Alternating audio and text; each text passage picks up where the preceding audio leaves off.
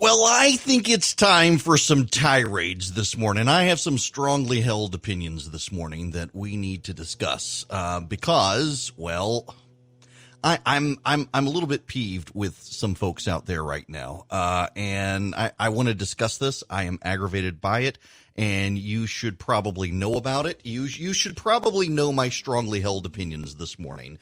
In large part, it has to do with the people who are still out undermining a lot of the claims out there by Deborah Birx and the White House and so many others. And by the way, if you hear it in the background, there is someone literally outside my window with a weed eater. They typically don't show up until 1 o'clock in the afternoon, and they showed up and woke up the whole house before 8 o'clock this morning, and they are still here. So we got all of that going on top of everything else. At least the leaf blower that was right outside the window has now gone away while I go on to other things.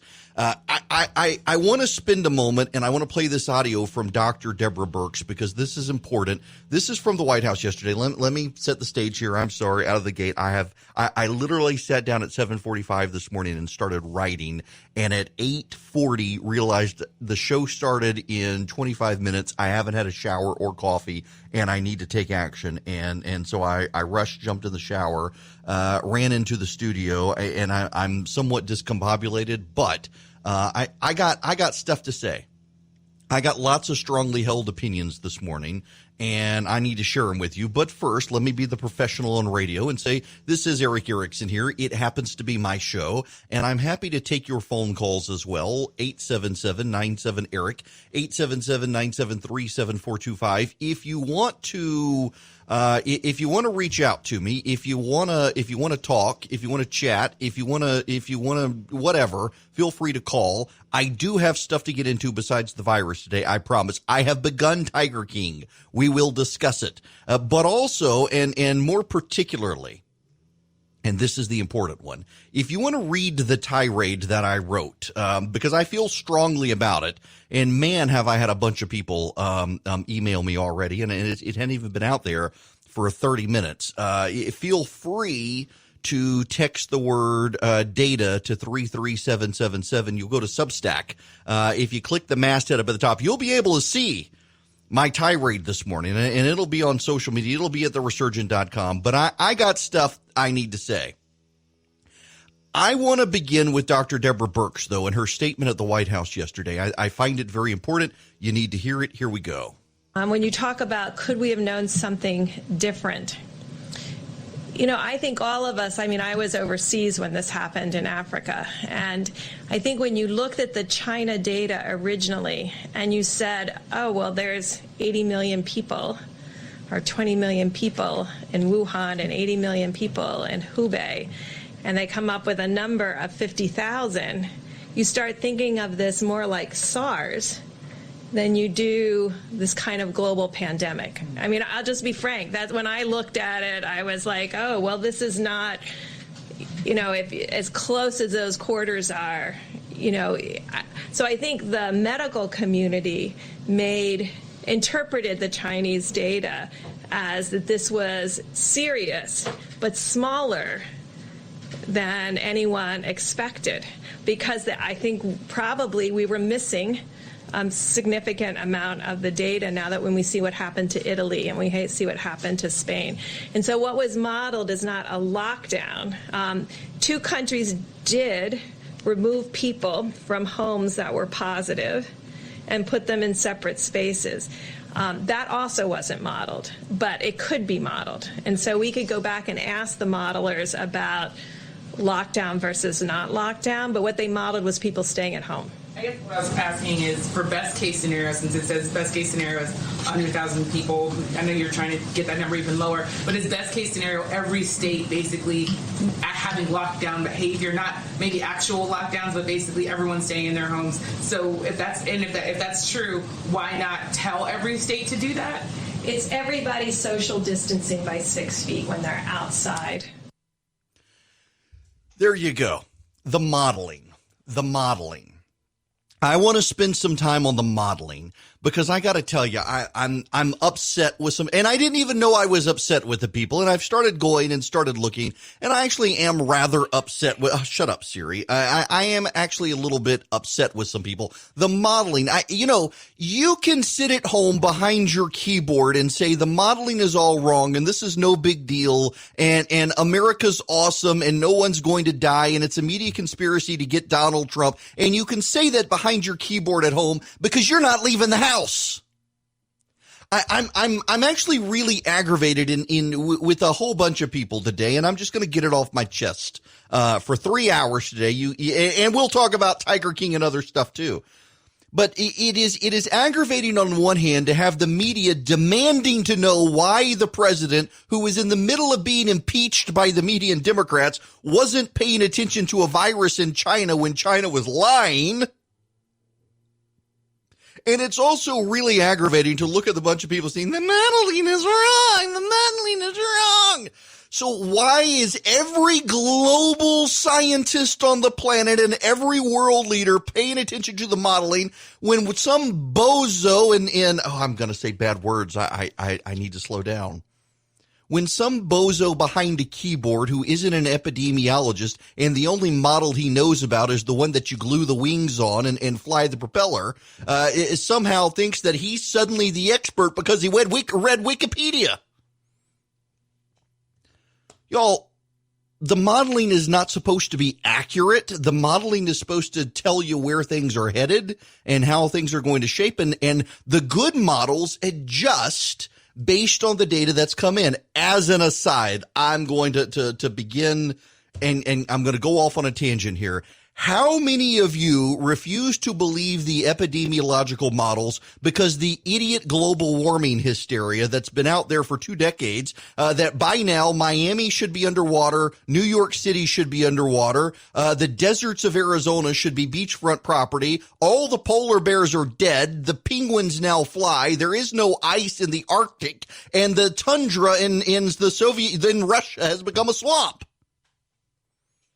Because that's what you hear on a daily basis, is it not? The global warming alarmists have helped undermine all of the case for epidemiological modeling. We've done epidemiological modeling for more than 100 years.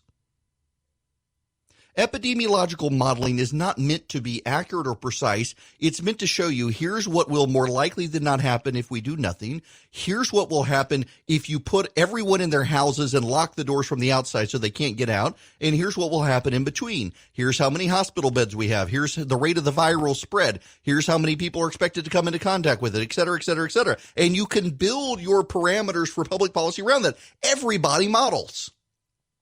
Now, I realize if you're what's called an employee and not an employer, you may not understand this, but your employer does revenue projections for the coming year based on prior year's performance, economic trends, etc. And so they can build their future business around their projections, and they're subject to change. Every single person on the planet does modeling. Many of you yourselves do a model. It's called a budget. You perceive that you're going to have this much revenue, and here's where all of your expenses are going to go. And something may come along and throw you for a loop. And guess what? You're going to adjust your projections based on that. It's budgeting. Essentially, this epidemiological modeling is budgeting.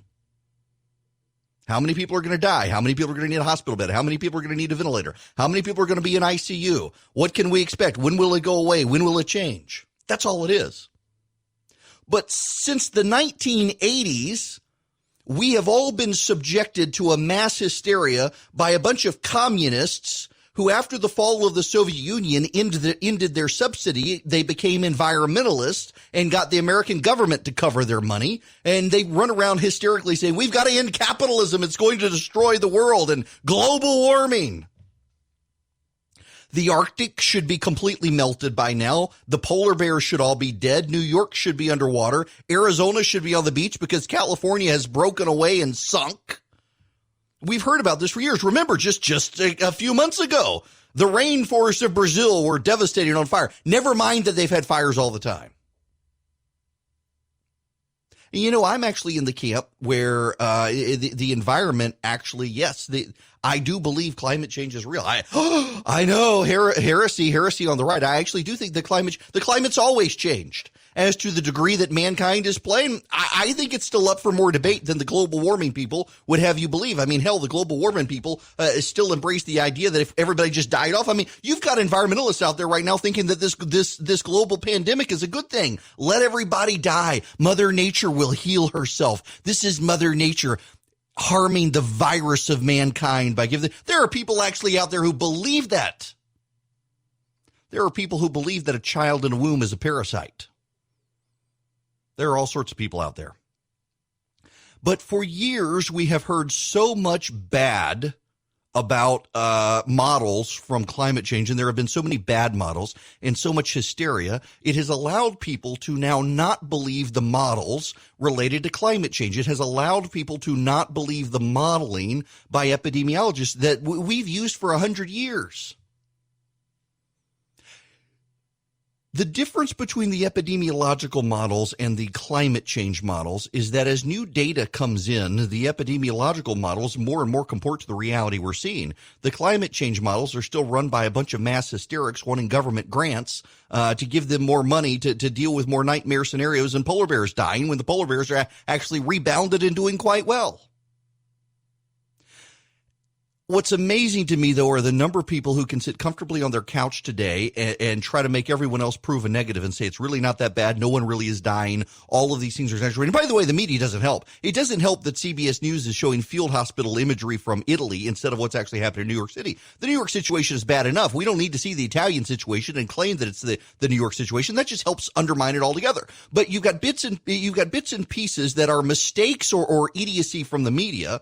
And the people who want you to know that this virus really isn't real, the hospitals really aren't overwhelmed, no one's really dying out there, no one's going to get sick, and if it's grandma, well, grandma's lived a good life. What about me? I want another house. That these people will take it very much like Satan did Scripture, tempting Jesus, twisting parts of Scripture to try to undermine Christ. Thankfully, Christ had more common sense than many of the people out there behind a keyboard right now trying to tell you people that it's no big deal. It actually is a very big deal. All you need to do is go to Albany, Georgia. You don't even have to go to New York City. Those of you who aren't sheltered in place, get in your car and just go down to Albany. Don't get out of your car because you may very well get the virus down there. But you can go down to Albany. Phoebe Putney Memorial Hospital, completely overwhelmed, out of resources, out of beds, out of ICU, out of ventilators. They need help. They actually do need help. They need doctors. They need nurses. They need supplies. And do you know why? Because a preacher preached a funeral in Albany, Georgia, and he was infected and he didn't know it. And the virus began spreading through the people who attended the funeral, and they went into the community and gave it to other people, and those people gave it to other people. There are now over 400 cases in Albany. There are over about 30 deaths in Albany, 90% of them African American. It has spread over into Lee County as well. They're all in shelter in place. That's how contagious this virus is. That's how deadly this virus is. And there are people out there, well, it's only 400 people. There are 89,000 people in Albany. It's not that bad. Yeah, but you know why there are only 400 people and not 1,000 people? Because people started staying home. The willfulness of both sides right now to try to undermine the situation where truth and fact no longer matter. It's partisan talking points on both sides. But you know, actually, who's being the grown-up right now? The President of the United States is being the grown-up here. The President of the United States wanted to open the country by Easter and has decided, you know what? I can't open it by Easter. The virus is still spreading and a whole lot of people are going to die. It's really kind of funny to see the president's supporters out there saying, oh, no, we got to open the country. The president's advisors, they're working for Joe Biden. They're trying to undermine the president. You can say that because you're stuck at home with your supply of toilet paper and you're not going to leave the house and spread the virus. It is amazing how many keyboard warriors out there right now are trying to convince you to leave your house and get the virus while they're at home telling you it's no big deal. It is also amazing to see the reporters in New York City who are perfectly willing to give the mayor of New York a pass, the governor of New York a pass, the health commissioner of New York City a pass, the Chinese Communist government a pass, and every other global leader a pass but Donald Trump. somehow it's all Donald Trump's fault. It's not Nancy Pelosi's fault, who was telling people come on to San Francisco and Chinatown. It's great. It's not Bill de Blasio's fault, who was telling people go on out to the subways and the bars the day before St. Patrick's Day. It's not the New York City Health Commissioner's fault, who was telling people this virus isn't going to spread in the community. You can go out and hang out with your friends and have drinks and go to restaurants. No. It's not any of their fault. It's Donald Trump's fault. And when Donald Trump shut down travel to China, he was a racist for doing it. And when Donald Trump didn't order the entire country into lockdown, he was not taking it seriously. And when Donald Trump said, hey, maybe we do need a lockdown in New York City and Connecticut and New Jersey, oh my God, we can't do that, Mr. President. That's unconstitutional. The media has designed this in such a way that there is no way for the president to ever win the argument with them. But some of the president's supporters have designed the argument in such a way that they get to, from the comfort of their home, tell you it really is no big deal and it's all a media conspiracy. And meanwhile, they'd get their butts arrested if they try to leave their house because it actually is a big deal and a bunch of people are dying. Where's the humility in all this? Everyone has decided they need to be some sort of braggadocious jerk as opposed to actually paying attention to the facts and the science. And oh, by the way, the scientists have spent 20 years undermining the whole situation by trying to get government grants by scaring people that the world's got 10 years left. And the world's been having 10 years left for the last 20 years, and the world's still fine and we're still fine. Everybody's trying to make a buck off disaster. The phone number here, if you want to be a part of the program, is 877-97-ERIC, 877-973-7425. If you want to get my email from this morning, that, my goodness, the number of people who are chiming in on it, I can't read you. I use some bad, I try never to use bad words in my writing, certainly not on this radio show, but you used the phrase braggadocious a-holes this morning about a number of people, and y'all, I'm frustrated here. And I didn't know that I was subtweeting friends of mine until I got an angry email from a friend of mine who turns out is an arch conspiracy theorist and prepper, and I really genuinely had no idea. And the bizarre thing about it is that he's a conspiracy theorist and prepper, and I probably have lost a friendship over this. He's a conspiracy theorist and a prepper, but he's also convinced that the models are all wrong and we're really not seeing all the people dying that we're seeing. And I'm trying to get him. I actually did suggest to him he's under lockdown in his part of the country. And I suggested he get out of the house and go volunteer at his local hospital. Well, no, I can't do that. I got to stay home. They'll arrest me. Not if you're going to volunteer at the hospital, you chicken.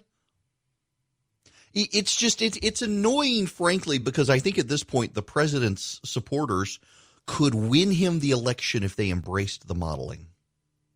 And instead, they're still so busy undermining the modeling and saying the modeling isn't true when the White House itself has accepted the modeling. Here is this audio you need to hear. This is the audio this is leading the headlines today. Dr. Fauci, should Americans be prepared for the likelihood that there will be 100,000 Americans who die from this virus? The answer is yes. We need, as sobering a number as that is, we should be prepared for it. Is it going to be that much?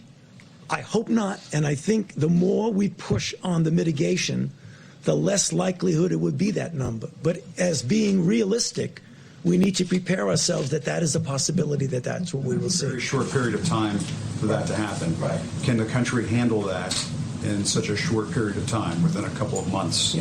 50,000 a month. It will be difficult. I mean, no one is denying the fact that we are going through a very, very difficult time right now. I mean, we're seeing what's happening in New York. That is really, really tough.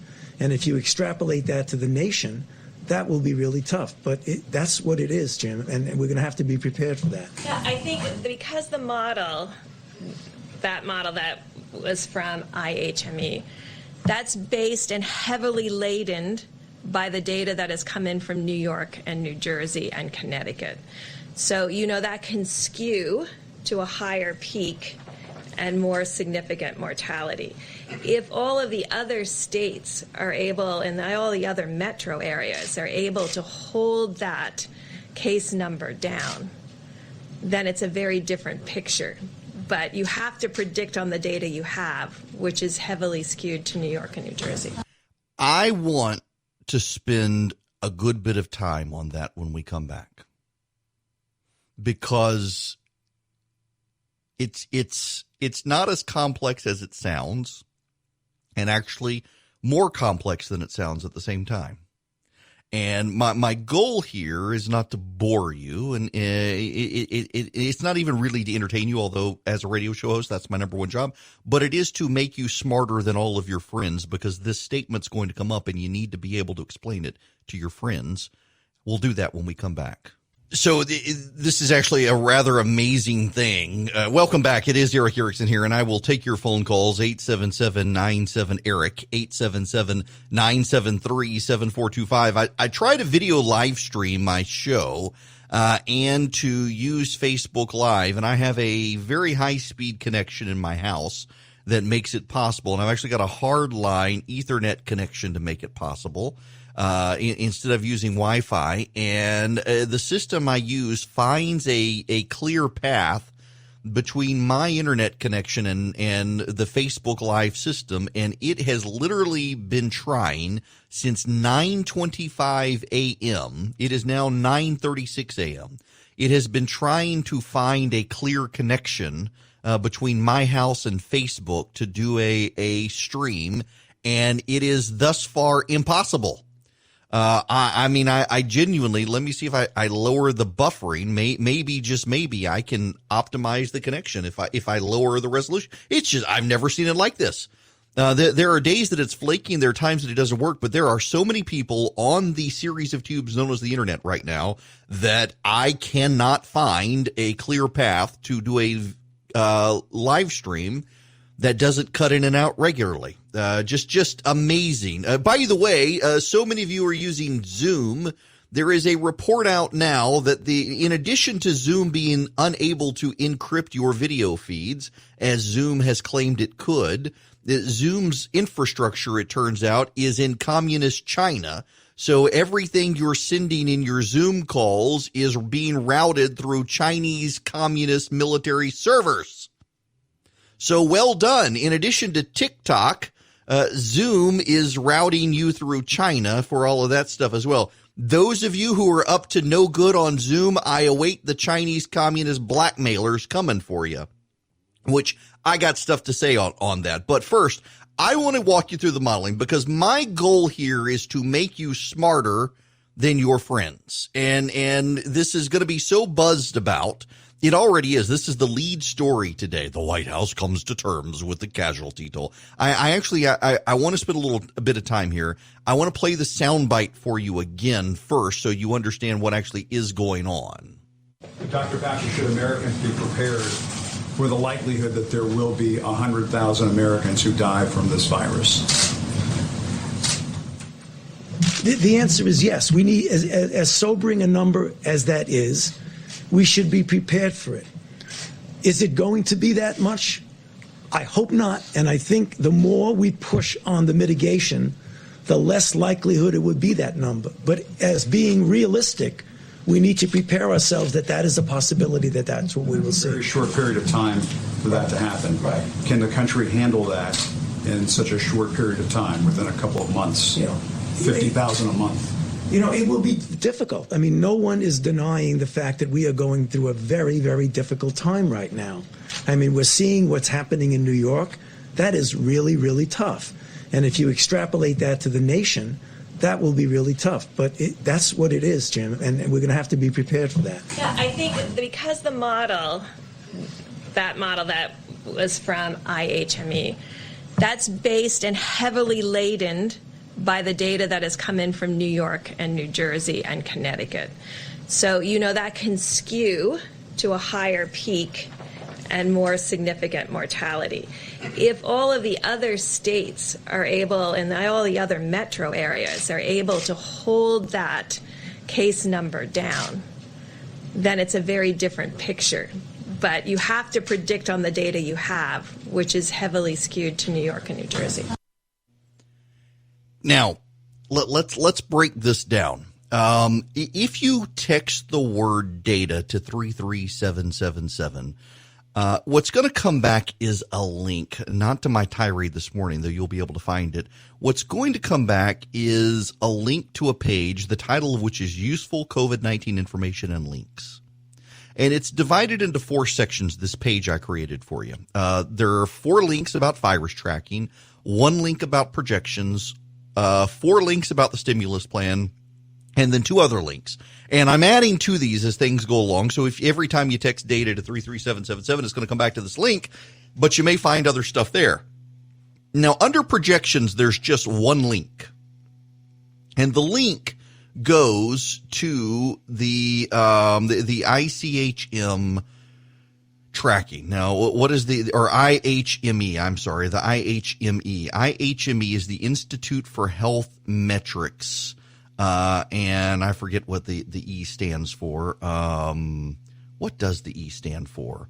Institute for Health Metrics and some such. In any event, what the IMHE is it is a bunch of epidemiologists who are experts at building models for how things will play out, and they change it based on real world data. And you can, if you follow the link, again, text data to 33777, you can see it for yourself. They've got the United States, and then they've got all the states broken down. And I'm going to do Georgia because the modeling has shifted, and it changes every 12 hours in Georgia. The reason it changes every 12 hours in Georgia is because it updates as the updates from Georgia come in. And it does this with every state. And so the modeling changes on a constant basis, and that's good. That's what you want. You want a model that changes based on the data. Again, look at the climate change data where we're all going to die in 10 years. And 10 years from now, think of all the people who will have wasted their lives because they will have thought we were all going to die, and then suddenly it gets here 10 years from now and we haven't. Climate change modelers consistently use modeling to paint nightmare scenarios that don't come about, and in the process undermine everyone and everything. The epidemiological models actually pull in the real world data. And so on a daily basis, the models change. So, for example, yesterday, according to the data in Georgia, Georgia would never exceed hospital capacity. We will see a peak of resources on April 23rd, and yesterday the data showed we won't actually max out our resources. As a result of that, there's a website, COVID Act Now, and it is full of hysterics demanding that Governor Kemp do a complete shelter in place. And yesterday they said that we would be absolutely A-OK and fine until between April 6th and 11th. Last week, they were saying that the nightmare scenario would come if we didn't shut down on March 24th. So at least they're adjusting their data based on the data, although there's still a bunch of hysterics. But this IHME model is the one that Dr. Birx and Dr. Fauci referenced. And Dr. Birx and Dr. Fauci believe that we will see the peak of this come through the end of April, sometime around April 23rd, and we will recede from there, but that we will see a bunch of people die in the process. Now, here's what you also need to know. The modeling is not wrong because the modeling are projections used to help build informed opinions, and as the data changes, the models change. That is point 1. Every single day, the modeling changes based on the real world data. That means it's a credible model. It is a model that the White House uses. If it's good enough for Donald Trump and Dr. Birx and Dr. Fauci, it should be good enough for you. But here's the other point. As Dr. Birx noted, overwhelmingly, the models are being shaped by what's happening in New York, New Jersey, and Connecticut. And New York, New Jersey, and Connecticut dropped the ball. Donald Trump did not drop the ball. New York, New Jersey, and Connecticut dropped the ball. We're going to see 100 to 200,000 deaths because in New York City, the mayor of New York and his health commissioner, up until 2 days before St. Patrick's Day, we're still telling people to get out there and have fun and ride the subway and enjoy life.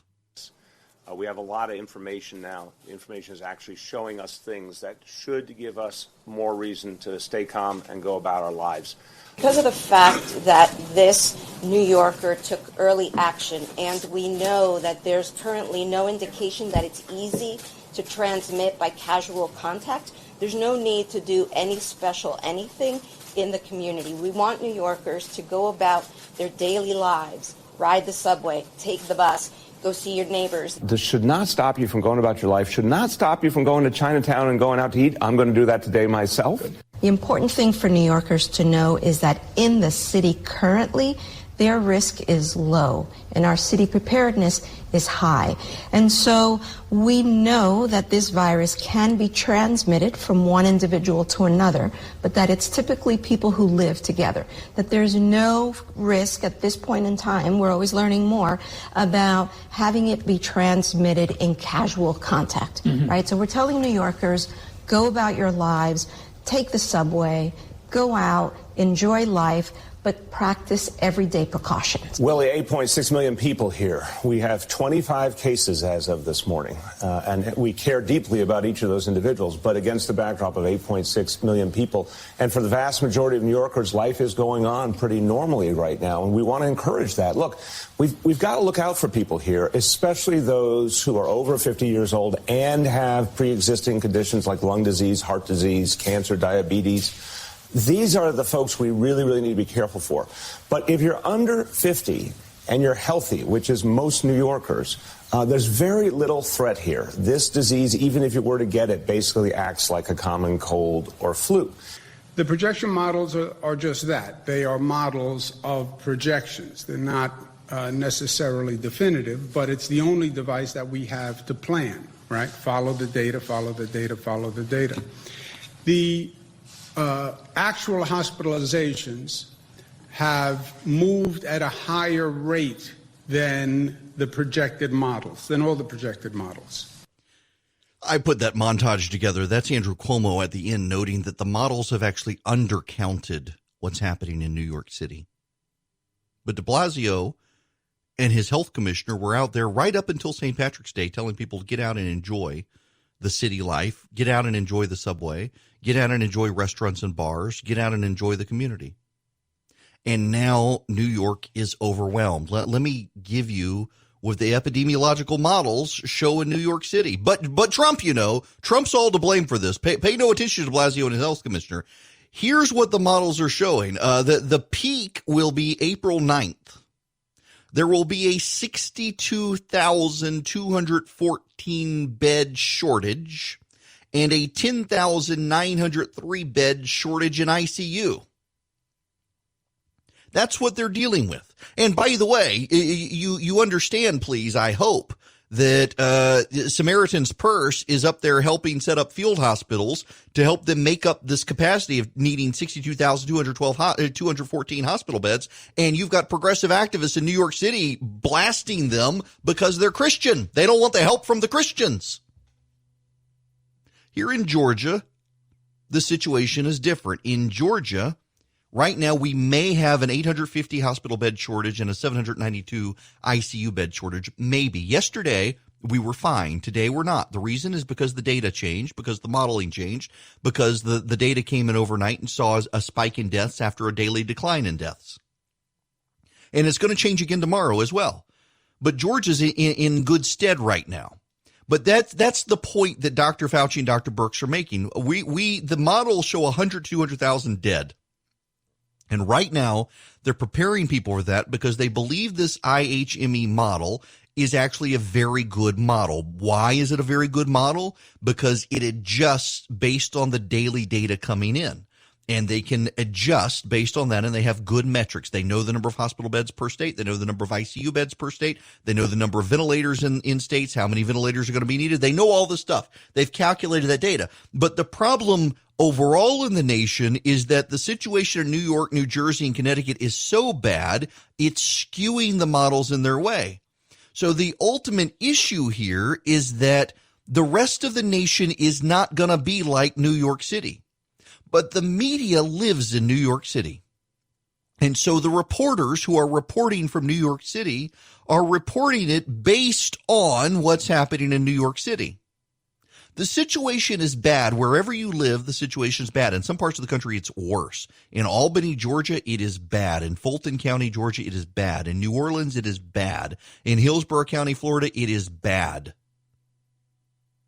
But none of those are as bad as New York City. And so you need to keep that perspective in mind when we talk about the modeling. Is the modeling accurate? Well, the modeling is a projection and it changes daily based on data coming in, which means it's a credible model. It is a model the White House accepts. It is a model that the president accepts. If it's good enough for the president, it should be good enough for you. But the modeling changes based on the data on a daily basis.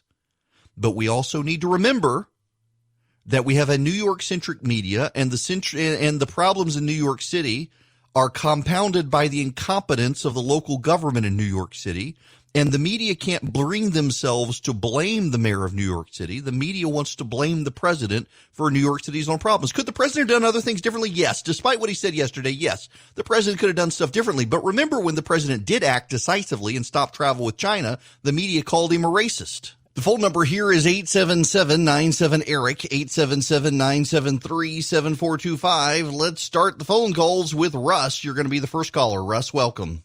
Hey, Eric, I got a question for you. I figure you can get to the bottom of this. All right. Been hearing about all the cases of the coronavirus and the deaths, and I live in Middle Georgia. And last week, a man I think he was in his mid-50s, he was a nurse in Baldwin County, died of it.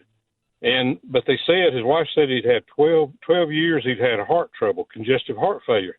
Now, my question is, all these deaths they're reporting from coronavirus, are the underlying issues, the underlying health issues, the real cause, and the coronavirus just kind of helps it along? I mean, how are they separating the actual deaths from coronavirus versus deaths from something like this? That's such a good question, Russ. And what we know is that the coronavirus tends to prey on the elderly and those with underlying conditions. And overwhelmingly, the people who are dying are people who have underlying conditions. And those underlying conditions tend to be heart issues and lung issues, primarily heart issues and asthma. And the reason is because the virus attacks the heart, we now know. It goes into the pulmonary system and begins to attack the heart. And so if you have a series of heart attacks, you've got heart blockages, you have high blood pressure, the virus is targeting your heart area. And so those underlying conditions are amplified by the virus. So it's the virus that's killing the people, but the virus has an easier time of killing the people because of their underlying conditions. To give you perspective on this, we have had now in Georgia 125 deaths. That's 3% mortality. And if you text, Russ, if you're curious about this, you can text data to 33777, and there's a link that you'll see when you click the link and open it in a browser. There's a link to Georgia data. And at the bottom of Georgia data, it shows every single person who's died by county and whether or not they had an underlying condition.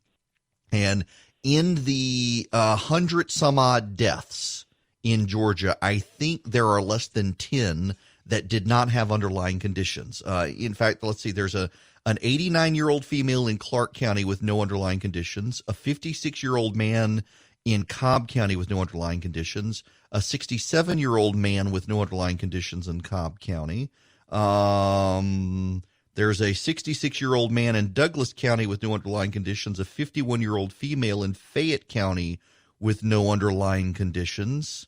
And that's it. That's 5 people.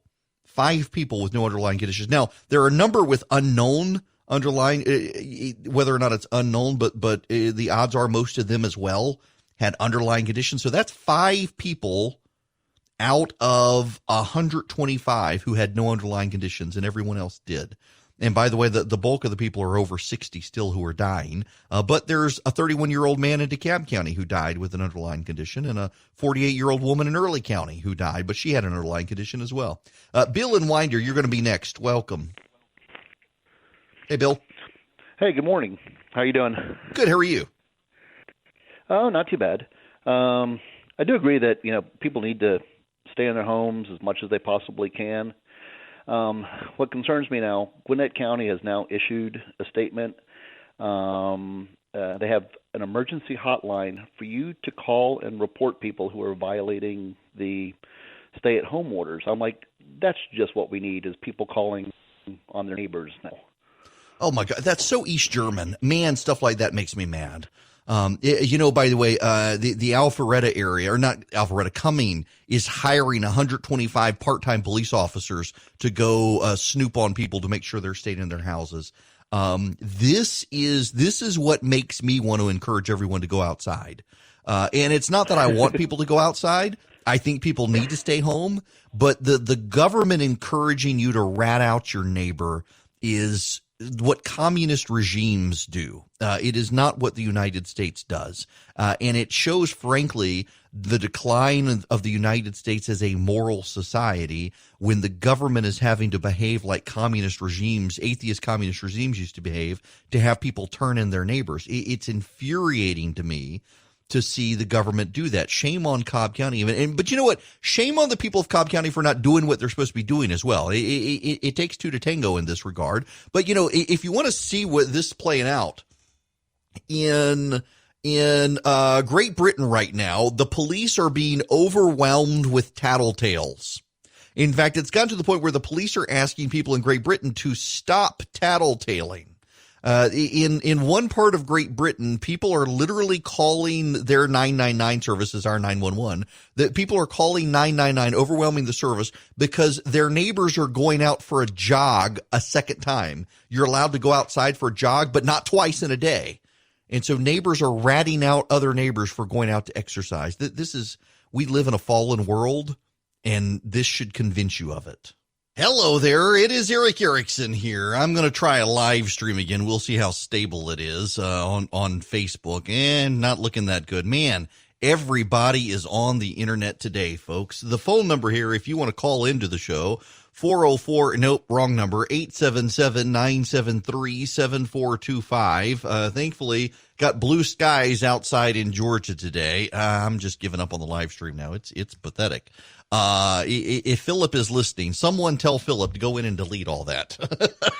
It's nice to have Minion who can do that sort of stuff. Now, I got to move on. There are plenty of things we need to still talk about, and I got a great interview I want you to hear at the bottom of the hour. There's a company that has invented a robot that has a special light bulb for the head of this robot.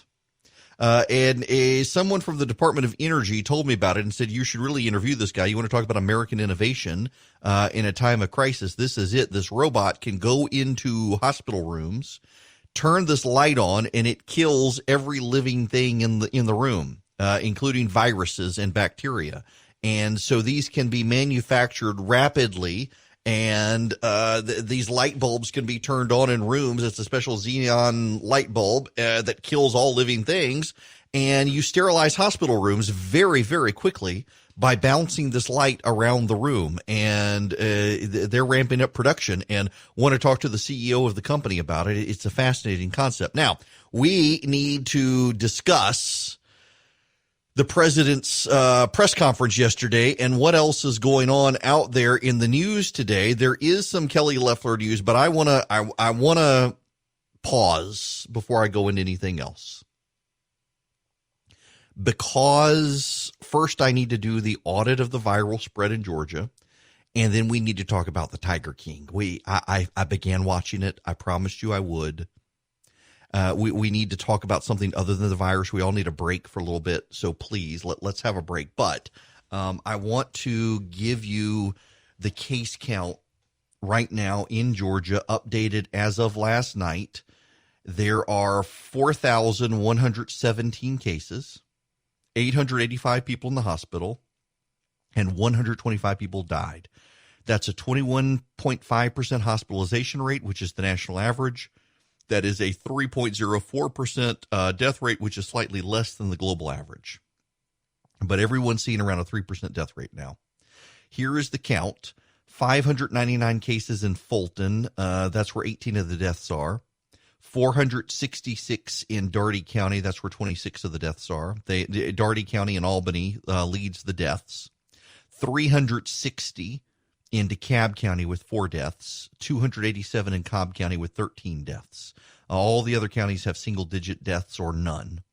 There are 242 cases in Gwinnett, 137 in Bartow, 123 in Carroll, 112 in Clayton, 90 in Lee, 86 Henry, 78 Cherokee, 67 Hall, 51 Clark, 51 Douglas, 50 Floyd, 48 Fayette, 47 Forsyth, 45 Rockdale, 41 Coweta, 40 in Richmond, 40 in Terrell, 35 Sumter, 34 Mitchell, 32 Chatham, 32 Early, 31 Newton, 31 Paulding, 30 in Houston, 28 Worth, 24 Columbia, 23 Lowndes, 20 in Bibb, Colquitt, and Tift, 19 in Barrow and Muskogee, 18 in Troop, 17 in Glenn, 16 in Crisp, Gordon, and Oconee, 15 in Polk and Spalding, 13 in Lawrence, 11 in Coffee, 10 in Dawson, Thomas, Ware, and Whitfield, 9 in Calhoun and Walton, 8 in Burke, Butts, Decatur, Dooley, and Jackson, 7 in Bryan, Greene, Lumpkin, Peach, Pickens,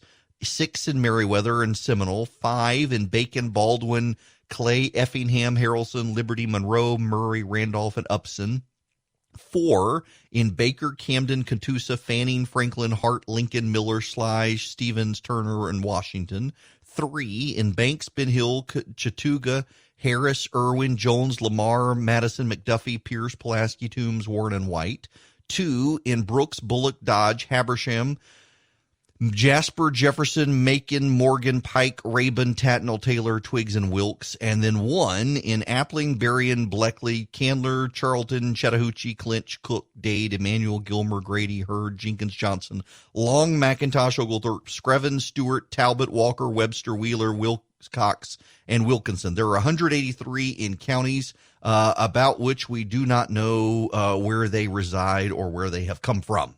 Now, I will take your phone calls, 877-973-7425. What I find very interesting here, and I want to give you these names of counties as well, because there are only a handful of counties left that do not have cases. Union and Towns County up on the North Georgia line. Elbert County, which is just south of Hart County, just north of Lincoln County. It's on the South Carolina line. Taliaferro County still, Putnam, Hancock, and Glasscock County, just south of I-20. Crawford County, which is just to the west of Bibb County. Macon, just to the west of Macon. Marion County, which is just to the east of Columbus. Quitman County, which is just north of Dothan, Alabama. Eccles County, which is just right next to Valdosta, to the east of Valdosta. Lanier County, which is to the east of Valdosta. Atkinson County, which is down in South Georgia. That's Pearson, Oberry, Georgia. There's Brantley County and Wayne County, Montgomery County, Truitland County, and Evans County. They're virus-free, and that's it. So we got 1, 2, 3, 4, 5, 6, 7, 8, 9, 10, 11, 12, 13, 14, 15, 16, 17, 18 counties. Out of Georgia's 159 counties, 18 are virus-free. And they will still probably get it. Now, you go down to southeast Georgia, though. And let me just give you the audit trail in southeast Georgia. And there's a method to my madness here. Ware County is Waycross. And they've got 10 cases in Waycross. Douglas, Georgia, in Coffee County, has 11 cases. But around it, you've got in Clinch County 1 case, none in Atkinson, none in Lanier, none in Eccles. You've got 4 in Camden County and 1 in Charlton County. That guy may be recovered now because if you'll recall, that case was March 10th. And so that person, the odds are that person's recovered. But you got none in Brantley. You got none in Wayne County. That's Jessup, Georgia. You got Long County has 1 case. Appling County has a case. Tatnall County has 2. Toombs County, that's the Vidalia area. They got 3 cases, Lyons and Vidalia down there. None in Montgomery County. That's the Mount Vernon area, Bruton Parker College. And my point there is that down in southeast Georgia, you got some counties with cases, but you've also they've got very few cases, and then you got some rural areas of the state where there are none. Soperton In Trutland County, Soperton has no cases. Soperton is just south of Swainsboro, just to the east of Dublin. I-16 runs through it. No cases there. They'll eventually get a case probably. Taliaferro County is the one I've kept my eye on. And the reason I've kept my eye on Taliaferro County is because Taliaferro County, that's Crawfordville, it is right next to Greene County, Greensboro, and Lake Oconee area. And it's a rural part of the state, and it is surrounded now on all but its south side with cases. It's got I-20 running through it, but it's a rural area, and it doesn't have a big industrial base, and it doesn't really have – there's one BP station off the interstate. You can take Carl Sanders Highway, I-20. You can get off at Georgia 22, just south of Crawfordville, and there's a BP, and that's it. Otherwise, you'll drive all the way through Taliaferro County, and there's nothing there. And south of it in Hancock County is even more rural. Hancock County is Sparta. You got Hancock State Prison, probably the biggest industry there, and Lake Sinclair cuts through there, and there are no cases. And you've also got over in the Eatonton area in Putnam County, which also has Sinclair and Oconee. Those lakes are there as well, and it doesn't have cases. And so there are parts of Georgia that don't have cases. There are urban parts of the state that have mass number of cases. There's Albany that has a ton of cases. And the state, the governor, has decided to take a regional approach, and I think he's wise to do that. Why does Eatonton need to be shut down when nobody in Hancock County has the virus? Why does Sparta need to be shut down when nobody there has the virus? Now, Fulton County probably does need to be shut down. And for the life of me, I can't understand why people in Fulton County they're in the fetal position crying, Brian Kemp, please save me from myself, as opposed to Fulton County shutting down the county. You know, why are the county commissioners in these areas expecting the governor to tell them to do the right thing? You know, we as a people, and y'all, I want to talk about it. We're going to talk about the Tiger King today. If it kills me, we're going to talk about, and I've only one episode in, but there's actually a larger point to be made there. But I got to make this point because this is important. Why do you need the government to save you from yourself? Why does anybody need the government to save them from themselves? This boggles my mind. You know, if you've listened to this program, I started this program on August 11th, and if you have listened to this program since January, I have been telling you, you need to prepare. There is a virus coming to the United States, and you need to prepare because it could disrupt supply chains. It could disrupt supply lines. It could disrupt things and make your life more difficult.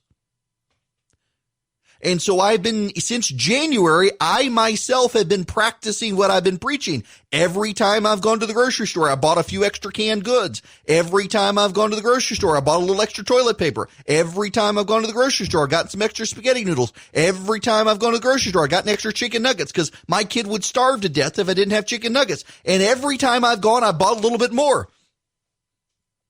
As long as I have power so the freezer stays frozen, I could survive in my house without leaving for probably a month or so because I got enough food because I've been stockpiling over time. I haven't been hoarding. I haven't been like the idiot down what is that? So there's a Kroger, Hartley Bridge Road. You drive 75 south in Macon. You drive 75 south, you're headed to Houston County, there's an exit, Hartley Bridge Road, and there's a giant Kroger right there, and I've had multiple people tell me they were the same day, they were in the grocery store, and some toothless couple came out with 4 grocery carts full of 2-liter bottles of Coke, a bunch of beer, and toilet paper and paper towels. Who the hell does that? Hoarders. That's who. Hoarders. I had multiple people who listened to this program on WMAC in Macon were all there that day, and they saw the same couple coming out 4 grocery carts full of 2-liter bottles and beer and toilet paper and paper towels. I guess they're going to be on a liquid diet for the next month. If you bothered to listen to me since January, I've been telling you, just buy a little extra every time. And you know what? If you can't, on my evening show, I endorse Omaha Steaks, and I actually did this. I went to Omaha Steaks website because I couldn't find chicken breasts. They've got great chicken breasts, and they got those little filet mignons that have the bacon wrapped around them. And so I ordered them from there. I got those in the freezer. If we need them if we're out of luck, if we can't find food, I ordered from Omaha Steaks. I actually literally did. And I got some food from DeBraga as well. DeBraga is a great butcher shop in New York City. And I got some New York strips from there. And Porter Road in Nashville is another great butcher shop. I got some stuff from there. I got some ground beef from there. They've got dry-aged ground beef that is fantastic. But I went to Omaha Steaks. I went to Porter Road. I went to Braga. I got food from there. And I've got beans. I got dried beans. I've got canned beans. And I've been doing this for months. Why do you people need the government to tell you what to do? And why does anyone need the government to tell people to stay in their home? You should stay there. There is a virus running rampant for which you have no immunity. And if you get it and you have an underlying health condition or you're old, you may die. 3% of the people who get it die, but 20% of the people go to the hospital. Do you want to be one of the people who takes up a bed in the hospital when there's someone in there who actually needs a hospital bed, when all you had to do was keep your happy butt on the couch for a couple of weeks? Listen, and this is not to make light of the economic impact. There clearly is a middle ground between economic depression and keeping everyone at home for the rest of the year. There's clearly a middle ground. But right now, the middle ground is keep your butt on the couch. Why do you need the government to compel you to do the right thing? A moral good people do not need the government to tell them to do the right thing. And yet in Gwinnett County, they're having to have police call neighbors to turn in other neighbors for refusing to do the right thing. Why? Why can't you just do the right thing? And you know, the odds are I'm not actually talking about you guys who are listening to this program, because the odds are you've taken me seriously and you've done the right thing. It's the other idiots out there. Why aren't those people capable of doing the right thing? Why is the idiot preacher in South Florida during a pandemic busing people into his church? Do you know why there are so many dead people in Albany, Georgia? Because there was a preacher who was infected who preached a funeral and it spread through the funeral crowd and then into the community. Do you know why there are so many people in Bartow County infected? Because there was a church service where there were 3 people who were infected. Each of those 3 people infected 3 other people and the virus spread. That's why your church should be closed right now. Not because the government's telling your church to close, but because it's the right thing to do. Get an online streaming service. For God's sakes, you can stream with an iPhone. Get your iPhone in there, preacher. Buy an iPhone. Don't use an Android device. Get an iPhone and stream your church service on Sunday. Who cares what the audio quality is? Be with your congregation. But by God, a church is a body. It is not a building. The gates of hell will not prevail against the body of Christ, but the virus is going to cull the herd of a bunch of idiots going to church on Sunday spreading the virus. Stay home, people. You should not need Brian Kemp to tell you to shelter in place. You county commissioners out there and mayors are like, oh, Brian Kemp's got to tell me what to do. You're a freaking leader. You got elected by the people in your community. You decide what's best for your community. Stop being an idiot and waiting for somebody else to tell you what to do. Lead or get out of the way. A listener texted me and said, take a breath. I'm breathing. I'm finally just aggravated with people. People are stupid. I realize that. And one of the things that aggravates me, frankly, is there was an essay yesterday in The Atlantic that conservatism needs to be about conserving the common good. The reason I'm a conservative is because I'm a Christian and I realize that everyone is a sinner and I want as few in charge of me as possible. I don't want a group of sinners getting together and deciding what the common good is. Now, I try to elect people who are Christians who share my values. I'm not going to go out and vote for someone who rejects my values. But it's the Republicans who have been funding Planned Parenthood for the last decade, not the Democrats. Is that the common good? Because they're the party that all these people who want the conservatism to be about the common good, they're the ones that have been voting to fund Planned Parenthood. So I guess abortion is the common good. How do we decide what the common good is? Majority rule? No. Our structure of government is designed to protect us from the majority. We have minority rights in this country. In Great Britain, what Parliament says goes. The majority wins. The majority rules. You don't like it, you got an election, and you can undo it. In this country, we got majority rights and we got minority rights, and we got to balance it out. And there's federalism, and the states have plenary power except for those things they ceded under Article 1, Section 8 of the Constitution to Washington, D.C. And I'm just tired of the stupid people out there right now on both sides of the aisle.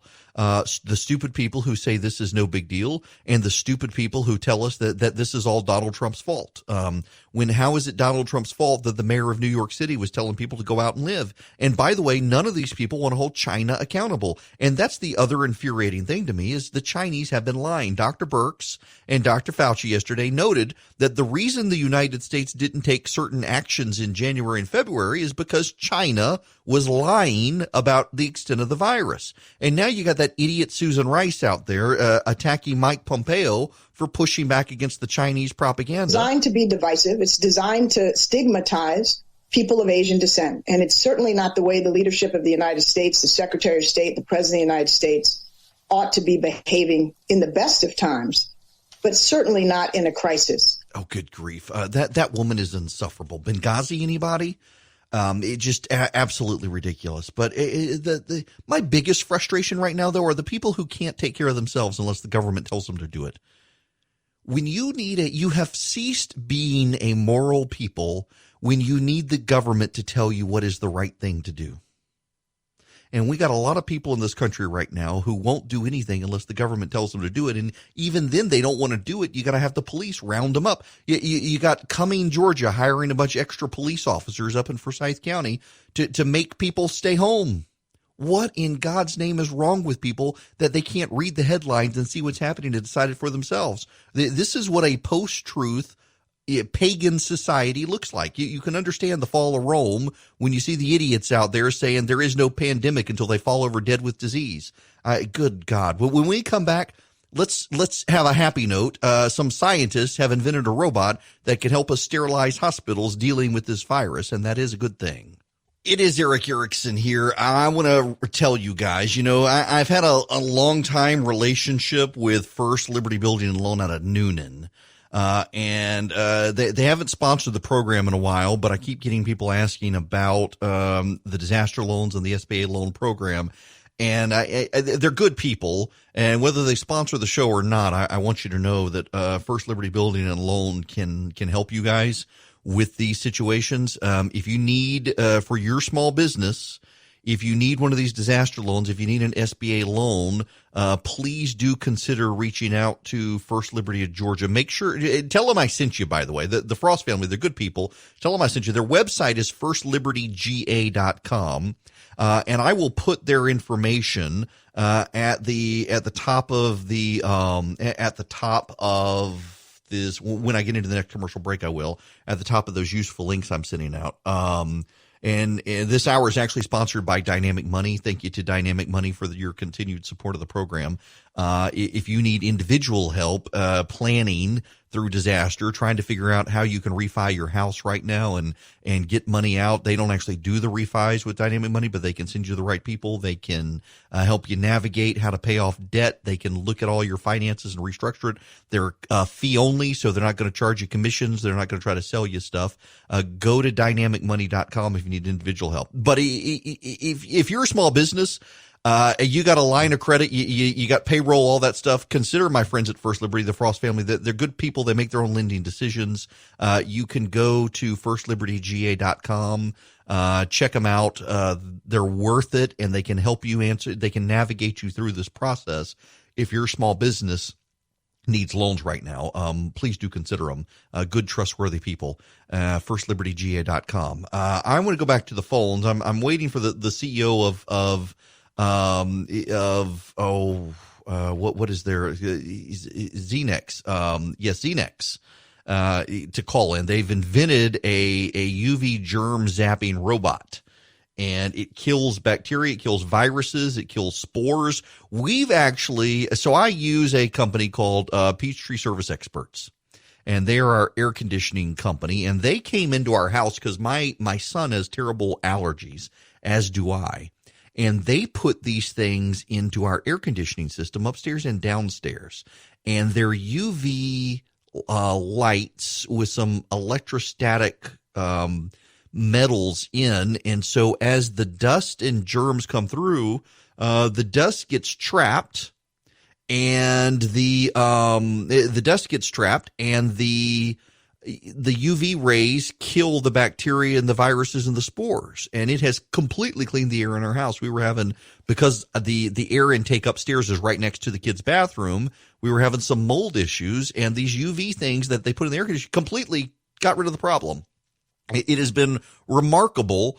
And I got to admit, I was a little skeptical. They sold us on it with allergies and decided to go with it. And I'm not skeptical anymore, because we literally were having a mildew mold problem by that upstairs bathroom, because the air intake is right by that bathroom. So it's pulling the steam straight out into the air conditioning unit. This thing completely has taken care of the problem.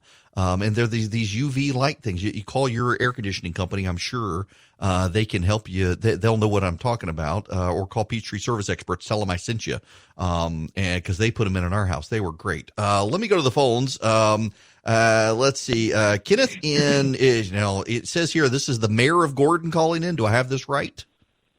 That is correct. Yes, sir. Excellent. Well, thank you for calling in, sir. How are you? I'm doing great. I may say at first that I remember listening to you all on the radio show some years ago, and I was glad to see you come back on there. I respect and enjoy your perspectives on the things going on within our community. Thank you. But I did want to have a comment to say about the city of Gordon. Because of the coronavirus, of course, we are closed to the public, but the staff is still inside doing all the work that we normally do. We've recently installed a pay online accounts for the city of Gordon, which is progressive for us, but we do have it for the convenience of everybody, and Dropbox, et cetera. So we encourage people, if they will, be safe and respect what we're doing to try to keep everybody safe and continue making your payments. So Mayor, let me ask you about this. As in Gordon, I mean, so my wife, just so you know, she has a band of brothers on motorcycles, and they have been up to Gordon more than once to eat at a restaurant up there. And right. They're not able to get out and come up to Gordon or anywhere else right now. And I'm imagining just the economic consequence for a place like Gordon is pretty significant. Yeah, I think it's probably like all businesses, small or large. You can survive short term. Our issue is we don't know where the end is. We keep talking about the top of the curve, but we don't know where the top is. We pray, of course, that the experts, the national experts and state experts are following the course of actions that they should, and we believe they are. But we pray, our Father, that if we go much longer than 30 or 40 days, the economic impact is going to be very, very severe. Well, one more thing for you, Mayor. First of all, it is the Front Porch, I believe, is the restaurant up in Gordon. That is correct, and it is one of the better. And I've been around a long time. I think it's one of the best, one of the better, at least, short orders in Middle Georgia. Well, my wife is listening and texting me about it and raving about it and hating they can't get up there. When I was a lawyer years ago, I was involved in condemnation cases for the DOT when they were building the Fall Line Freeway around Gordon, and bringing all that highway traffic in. And one of the things I'm interested in is how the between the kaolin pits and the log trucks and everything else running through that part of the state, is that being significantly impacted in addition to everybody having to stay home? Well, I would say yes. We could notice an impact on the people are being a little safer. We are finally getting the message. This is a dangerous situation, and our circles are becoming a lot smaller. And for your wife's sake, Greg Boehner runs the Front Porch. He was the brother, if you remember, the Speaker of the House of Representatives, and he is just fantastic. So. Well, yeah, I totally forgot that connection. He connected to Newt Gingrich. Yes, that fantastic. Well, listen. But his brother was the Speaker of the House. Oh no, I'm sorry. Yeah, Boehner, not Gingrich. John. That's John Boehner's brother. It exactly. is. What a small world. His name is Greg, and he's there every day, and he's one of the best. I had no idea about that connection. I knew he was in Middle Georgia. I did not realize it was there. Well, as soon as the motorcycles can ride again, they're going to go up there. I hope that won't be long. I hope it's But I enjoy your show. I like you enjoy your perspectives on Middle Georgia, and I hope you continue that I think important message to us. Well, Mayor Turner, thank you very much. That's Mayor Kenneth Turner from Gordon, Georgia. And that restaurant is the front porch in Gordon, and everybody's on hard times there. And you know, so the industry there in Gordon, there are a lot of kaolin mines. There are actually a lot of lakes there that were kaolin pits that have been converted. You got some good fishing up there, as a matter of fact, because of it. So you got that, and you got the railroad traffic, and now you got the Fall Line Freeway that runs on the outskirts of town, and that divert a lot of traffic from downtown Gordon, and that traffic for the loggers and the kaolin mines and stuff still continues, but it has impacted everybody's ability to get around, move, and navigate in small-town Georgia, which is really hit. And again, this is one reason why the governor has not taken a shelter-in-place statewide, because what's good for metro and suburban areas of the state is not necessarily good for, or necessary even, in rural parts of the state. I just got a note, by the way, that the CEO of Xenex and the Light Strike robots is going to be joining me at the bottom of the next hour. You're going to want to hear about this, because I'm fascinated by the technology. It's actually the Secretary of Energy called me the other day. I was out at Jimmy John's getting lunch on Sunday, and unknown number called, and usually that's the White House or somebody calling when they're there, and picked it up as Secretary of Energy calling to brag about this company in Texas, and wanted me to get the CEO on and talk, and said it'd be some positive news, and I definitely want to do that. Now I want to go to Michael calling in Kennesaw. Michael, welcome. Hi. I'll just get right to the point. I was wondering, for the past 50 or so years, we've always heard politicians and others talk about how the deficit's going to be a doomsday scenario, and even Rush has talked about it as well, but then nothing ever seems to happen. I mean, is there really any issue? I mean, we're basically the Fed is printing money, and it doesn't seem to have any effect long term, especially now with inflation almost at zero. I mean, are we ever going to have a doomsday scenario, or is it just basically a scare tactic? And if I may just add one other thing, do you think that this virus isn't going to long term change the culture as far as more telecommuting and less, going into the office? I mean, I think it might be a positive thing, less emissions, because there'd be less cars on the road, there'd be less traffic, congestion. It may even save on, repairing the roads. So what do you think might be the long-term effects culturally? And do you think Trump will be reelected in November? Thank you for your time. A lot of questions. Okay, Michael, let me break these down. First, Trump in November. I don't know. My sense is that yes. I actually think the reason the media is screaming so loudly about him and what he did wrong is because they know this helps him. It makes him look leaderly, and I think that benefits him in November. And Joe Biden looks more and more buffoonish in so many of his interviews.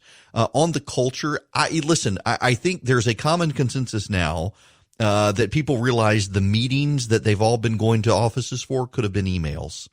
And there are a whole lot of unnecessary meetings that are now fallen by the wayside, and telecommuting has made people a little more efficient and made a lot of employers who were skeptical of it realize that, yes, they can, in many cases, do it. But not everybody can telecommute.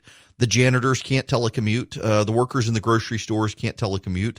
The manual laborers can't telecommute. And if anything, it will prioritize. I will tell you this. When you look at traffic in the metro Atlanta area, it turns out that it's not the essential employees who are screwing up traffic. It's all the non-essential employees, because traffic in the Atlanta area has been golden for the most part since everybody stayed home. All the essential workers are still going to work. The non-essential people are sheltering in place, and it turns out it's the non-essential people who have been screwing everything up, not paying attention. So keeping those people home isn't necessarily a bad thing. Now, in terms of the debt, yes, the debt is still a problem, and it's a problem for this reason. Eventually, interest, we have to continue to make interest payments on the debt. The full faith and credit of the United States is an obligation of the United States.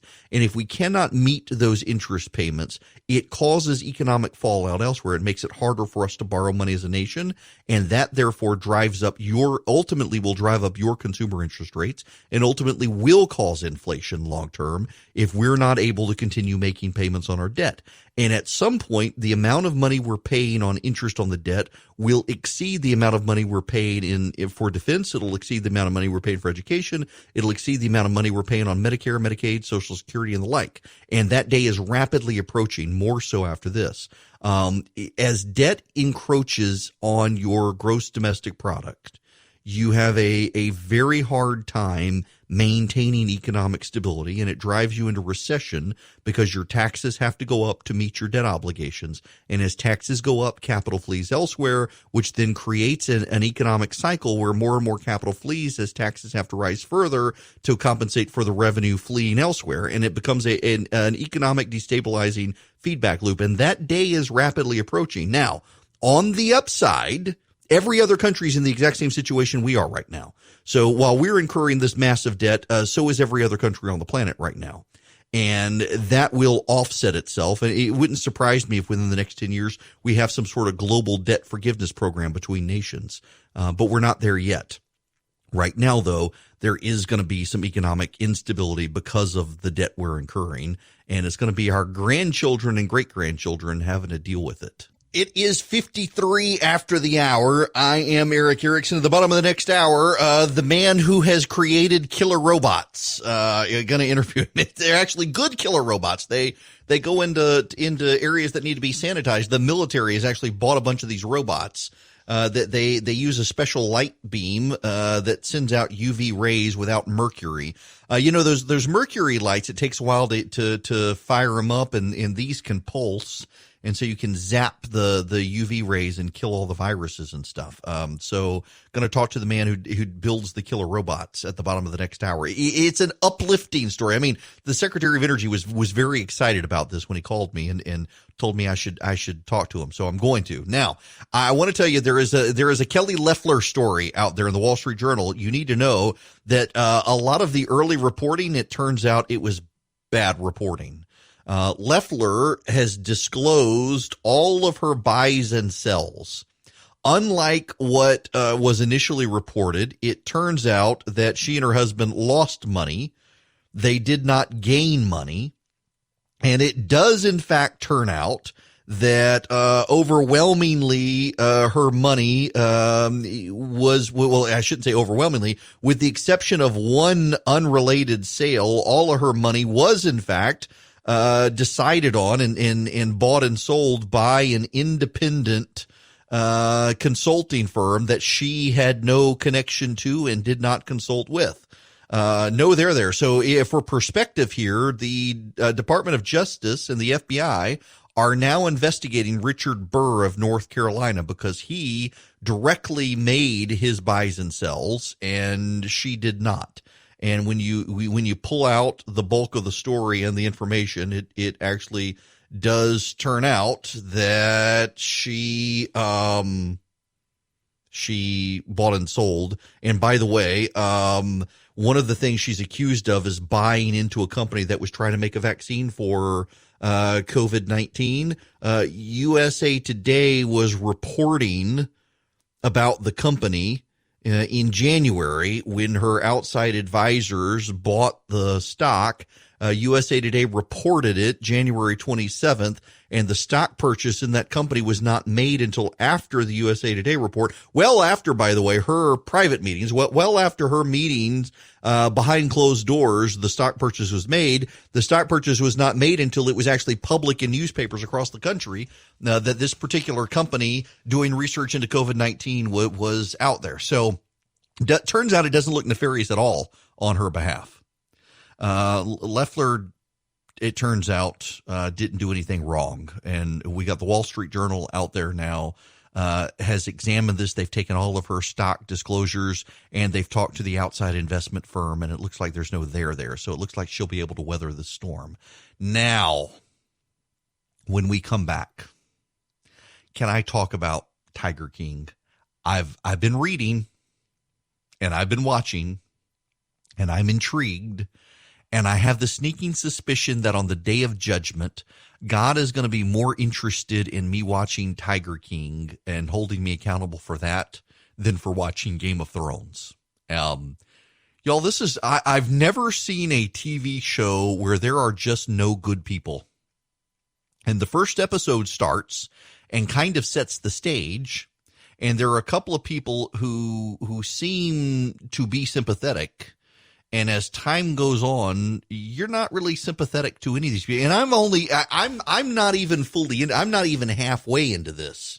And already all I can do is root for injuries. And there's been one victim, and that is this one lady, Carol's husband, who disappeared in 1997. No one knows what's happened to him. And I think I mentioned this yesterday, by the way. There is an interesting angle here. So Carol Baskin, who runs this shelter for endangered animals down in Hillsborough County, Florida, the sheriff who is trying to find information on her missing husband is the same sheriff who arrested the pastor down there. And I want to talk about that pastor and some of these pastors out there when we come back. I don't intend to offend some of my fellow Christians, but I may just do that when we come back. Also, I want to remind you, Easter is coming, and if you got Good Friday music you want to recommend, I'm going to have to get my Good Friday show recorded, because when we get to Good Friday, we aren't really talking about the virus. We're going to be delving deep. We'll be theological on Good Friday. Some of the local radio stations that carry the show, they're going to hate it, but most of you will love it. And I'm always looking to incorporate good music from Georgia groups. So shoot me an email, eric@theresurgent.com. It's ERICK. We will take your phone calls as well when we come back. 877-97-ERIC, 877-973-7425. But I want to talk about the killer robots and the killer Christians and the Tiger King and who killed Carol Baskin's husband. We got a lot to talk about. And remember, this hour is brought to you by dynamicmoney.com. If you need questions, help, refi your house, get money out, pay off debts, plan for retirement, all of that, you want to go to talk to Chris Burns at Dynamic Money. He actually is my guy, and he's a friend, and they can do this for you. We'll be back with killer robots and killer tigers. Hello and welcome. It is Eric Erickson here, the Eric Erickson Show, all over the place these days. The phone number, if you want to call in, 877-97-ERIC, 877-973-7425. The bottom of the hour, I am going to talk to Morris Miller. He is the CEO of a company called Xenex, and they are making killer robots, which is awesome, except they don't kill people, they kill viruses. And the Army has now bought a bunch of their robots to go into facilities they need sterilized, and these robots run around with these specialized UV lights on top, and they kill all the viruses and bacteria in ways that people can't necessarily do. So the Secretary of Energy, I mentioned in the last hour, called me on Sunday, was very excited about this company, and said he's been listening to the show and wanted to offer some good news and some encouragement and American innovation, and because he's from Texas and he loves all things Texas, he wanted to highlight this company. And Italy has now bought a bunch of their robots. The UK has, and they're boosting production in the United States for American hospitals. The Mayo Clinic and a bunch of others have started buying their killer robots to go in and sanitize places. And it is American innovation at its finest, and we're going to talk to them. And right now, I'm not going to talk about the virus. If you want to see, in fact, I'm not even going to go through the audit now, because basically every county in Georgia, except for 7 now, has the virus. It continues to spread. And if you want to see the list, text the word data to 33777, and you'll get back a link, and it has the list for the nation, the list for the world, and the list for Georgia. It has all the projections. You can see the IHME projections that Dr. Birx, Dr. Fauci, and the president are relying on. But at the top, I put in a special link. I want you to know about it. And this is not an advertisement. I just know the people. I trust them. They have sponsored the show in the past. Maybe they'll come back. But I do want to say something nice about First Liberty of Georgia. The Frost family, I've known them for a long time. They are good, honest people. They run this building and loan. It is out of Noonan, Georgia. It does not matter where you are listening to me right now in the United States of America. If you have a small business and you need help getting a loan for your business, for payroll under the stimulus plan, First Liberty of Georgia can help you. Go to firstlibertyga.com. Tell them I sent you, by the way. But if you need help, if you're a small business, you got to make payroll and you're having a hard time, FirstLibertyGA.com is who you want to go to. They are good people. Just tell them I sent you. And again, this is not an advertisement. They have sponsored the show in the past. They're not right now. But I like them. They're good people and they can help. And to kick off this hour, let me go on to the phones here and take this call from Alan. Alan, welcome to the program. Yes, thank you for having me on. Sure. I was calling because I've got a suggestion, and that would be that because Easter is coming up and we can't congregate together, to do online worship and have different churches call in with their online information as to how to get to their website.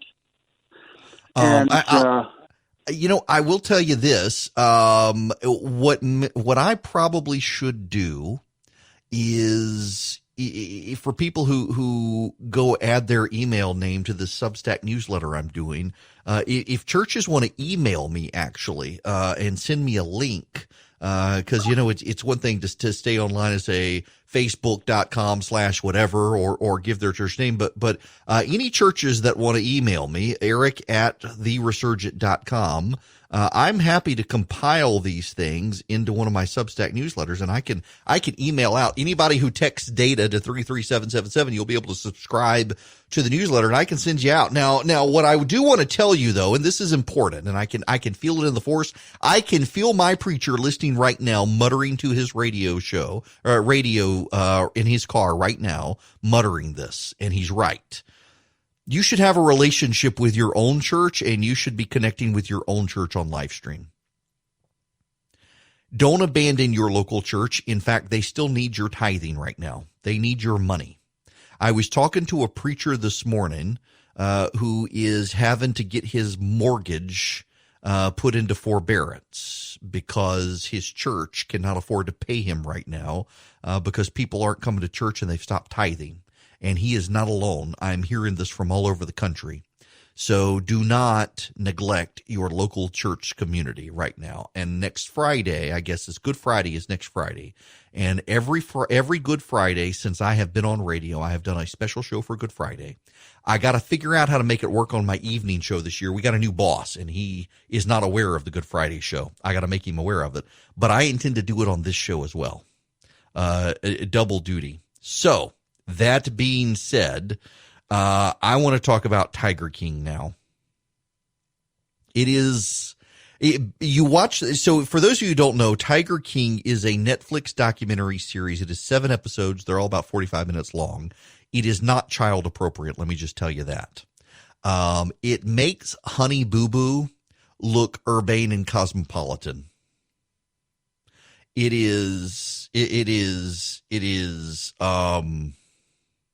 Buddy of mine is texting me about this right now and says he feels like he wasted his life watching it. I'm only an episode and a half in, and I can tell I'm wasting my life, and I'm along for the ride, y'all. I'm going to watch this train wreck, and I will repent after it is over. You will have to repent after it is over. It is something. So what this is about is it is purportedly, and I didn't know this was a thing. Let me back up. Let me pause the Tiger King discussion here and set the stage for you from personal experience. Years ago now, when was this? This would have been 2012, 2013. I live in North Bibb County. That is Macon, Georgia. I live north of Bass Road. In fact, I am about 100 feet from Monroe County. If they would ever move the line, my taxes would go down about $1,000 a month. There's a dispute between the county line between Monroe and Bibb County in Middle Georgia. It was based on a ferry that used to cross the Ocmulgee River during the Civil War, and it is gone now, and they don't really know where the county line is, except people haven't been paying taxes to Monroe and to Bibb. They've been paying to one county or the other, and I've always thought it's a no-brainer of all the people who've been paying taxes in Bibb County. You map the line north of them and say, okay, here's the county line, because all you people have for 100 years been paying taxes. It's a no-brainer to me, but nonetheless, I digress. So that's where I live. And back in 2012, 2013, I had to be on CNN one morning. And with Soledad O'Brien, of all people, who hates my guts, by the way. She genuinely hates my guts. And I go outside before airtime, and we had this dog. It was a rescue dog named Dessa. She was part lab, part whippet. She was super fast and then slept. And took her outside, and she was going nuts. Absolutely insane nuts, like I had never seen her do before. And so I headed outside to see what had her upset. And I went up, we live, there's a slope behind our house. It goes up to a natural gas easement and then the woods behind the house. And the neighbor was gone for the summer and has a vacant lot. And the grass was very tall. It had not been cut in several months. And there's this black cat. And Dessa's going nuts over this black cat. And it's a rather sizable black cat, hunched down. And I go up the hill to get Dessa, and that cat stands up, and it is a panther. It is a cat, a big, giant black cat. And its tail, and this is when I knew this was problematic, its tail goes up. And the tail has a mind of its own. And at the moment the cat stands up and is staring at us and its tail is whipping around with a mind of its own, the dog and I both run back to the house as fast as we possibly can. It is a race between the dog and me to get inside quickest. And I run upstairs. I listen, I'm in a suit and have makeup on because I got to be on TV of all things. And I run upstairs to tell my wife, who is still asleep, that there is a panther in the yard. And she tells me that she knows. And I said, well, how do you know? And she said, well, I saw it last night walking down the street, but I'd had Ambien and thought I was seeing things. Sure did. And do you know, as a matter of fact, I was at a restaurant the other night and saw a friend of mine who lives down the road from me and says that panther has come back and he has seen it. And now multiple neighbors in the neighborhood down the street from me have this panther on their in the cameras they have set up in their yards. They've all seen this black panther. And for years, people thought I was insane. There are no black panthers in Georgia. In fact, I called the Department of Natural Resources and told them there's a panther in the side yard. And they said, that's impossible. What did it look like? And I told them, and the guy says, oh, well, we don't have panthers in Georgia. Well, we do, because I've seen him. And now all the neighbors down the street have seen this panther as well. And this is years later, they're seeing the black panther as well, which the guy from the DNR ultimately told me they do these massive walks, like 50-mile radius. And they eventually will come back and then they'll go away again. But he said the odds are, and this is the point, this is the background story, he said the odds are it's someone had it in private captivity and it's escaped. And you're not supposed to have them in private captivity. And so if it escapes, they're not going to call the law and say, hey, my panther escaped. I had no idea that this is a thing. There are people around this country who keep big cats, tigers and panthers and lions and cheetahs. And so this show on Netflix, Tiger King, is about this mulleted gay weird dude in Oklahoma who owns like 200 tigers. And he has this ongoing feud with a woman in Florida named Carol Baskin, who is a rescuer of these wild animals and puts them in big open air range places so that they can live out their lives, if not be given to zoos. She runs a nonprofit. His is for profit. There's also this other guy in South Carolina they feature who's been on TV a lot and who is weird. And now all these people are rushing out because the Netflix series makes them all look bad. I mean, everybody in this Netflix series looks bad. There are no winners here. They're all terrible. And all the people are now rushing out saying, hey, it's not me. Netflix selectively edited it. Well, no, Netflix did not selectively edit the interview with the woman saying that you were having inappropriate relationships with a minor. No, Netflix did not edit that out. It just, this whole thing, it's like watching a train wreck in slow motion over 7 episodes. I mean, it genuinely makes the Honey Boo Boo series look cosmopolitan and educated. It is the most bizarre thing I have ever seen. And these people willingly did it. This is like reality TV inbred with a documentary series. It is the most incredible thing. And I cannot believe I'm watching it, and I feel guilty for watching it. And every episode gets worse. But 90% of Netflix viewers have watched Tiger King. It is a global sensation. People are watching this train wreck. I got to tell you, I watched the first episode and a half. And again, it is this trashy redneck dude who's now in jail, who calls himself Joe Exotic, who was gay and had a mullet and a bad dye job and had all these tigers and was married to a guy who had 2 teeth. And all I can think is Donald Trump's going to pardon this guy and put him on the Federal Reserve. I mean, he carries he's always got a gun and bullets on him. He always wears a Smith & Wesson cap to cover the bad dye job of the mullet. It is the most bizarre thing. It is only a matter of time before the president pardons this guy and has him as the opening act on the campaign trail. It is amazing. I'm just, y'all, I'm not going to recommend anybody watch it, because if I recommend you watch it, you're going to be horrified by it, and then you're going to get mad at me for recommending it. But it is just crazy. And my producer, Charlie, who is listening to me right now, refuses to watch it. And you know why he refuses to watch it? He refuses, like my wife refuses, because everybody else is watching it. And they're not going to get on the train because everyone else is. Now, the reality is my producer's too cheap for the Netflix subscription. And his excuse is that everyone else is watching it, but he's just not going to pay $7 a month to watch Netflix. But I'm perplexed by the whole thing. It is the most bizarre thing. And it has captured the attention of 90% of people who watch Netflix. And I can understand why. I mean, you go on TV, you go on YouTube and you watch the videos of car wrecks, or like there's this cult following on Netflix of people, or not on Netflix, on YouTube, of Russians who have cameras in their car, and you can see the insane antics on the highways of Russia, including like MiGs doing low pass flyovers of the road to scare traffic and stuff. And you can go down the rabbit hole, and Charlie does say he has Netflix. I'm just teasing him. You can go on YouTube and watch these crazy car wrecks and stuff in Russia, and you can sit there for hours and just be amazed at how bad the drivers are. And that is very much like this Tiger King thing. You're not rooting for anyone. You're rooting for injuries, and you're just perplexed that these are real people.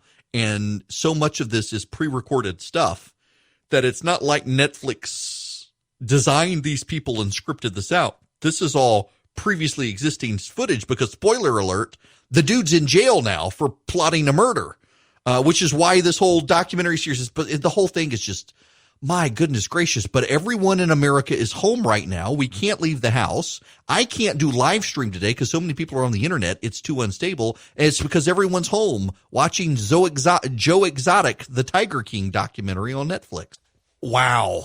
Liam Downing is 30 years old, and he has cancer. He's been battling leukemia for 2 years. He is a DJ in the United Kingdom, and a highly popular DJ at that.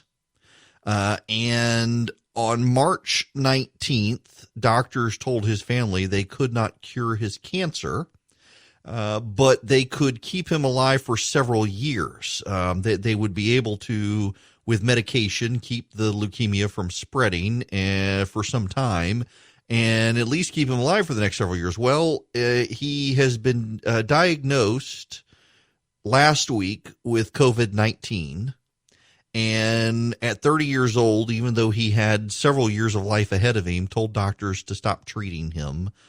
He did not want to consume resources when he only had a few years left anyway.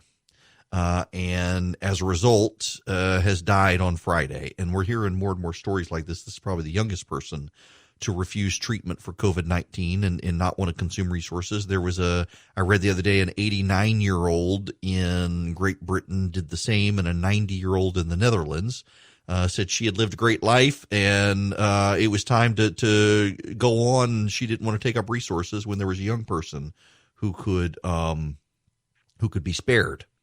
And man, we're hearing these stories, and they're coming, and I'm just really intrigued by the human stories that are coming out on this virus.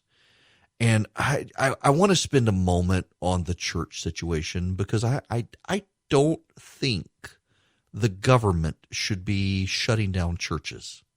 But you know the way the law works, it's not against the law for governments to tell churches they can't meet. The rule is constitutionally is, if there's a law that applies to everyone, then it can apply to churches as well. You can exempt churches from a law, and you cannot pass a law that targets churches. But you can pass a law that applies to everyone equally. And the law is, in many cases, when areas are told to shut down and shelter in place, that applies to churches as well. There are ways to meet with your church, but by and large, you do need to understand that a church is the body of Christ. It is not a physical building. And there are some pastors out there making idols of their church buildings and insisting to have church, you must be inside that building. And that is wrong. And there are people getting the virus at church and spreading it to other members of the community because they got it at church and they're all in there together. They're not distancing inside the church, and they're spreading it. It is a terrible, terrible precedent for churches to be doing this. And frankly, what your church needs to do on Sunday, instead of meeting in the building, is do a live stream, and then everyone go out to the local hospitals and volunteer. Or call your neighbors after church. Commit to this. Call your neighbor and ask your neighbor if they need anything from the grocery store. Call an elderly person in the congregation and ask them what they need. Are they doing okay? Don't make the deacons do it. Don't make the elders do it. Every member of the congregation adopt another family and make sure their needs are met. People inside and outside the church. You know, when you go back to the very early days of the church, the thing that set the Christians apart was they were headed towards the plague, not away from the plague. They were going into the communities, and they were making sure everyone in the community, Christian and unchristian, saved and pagan alike, were taken care of.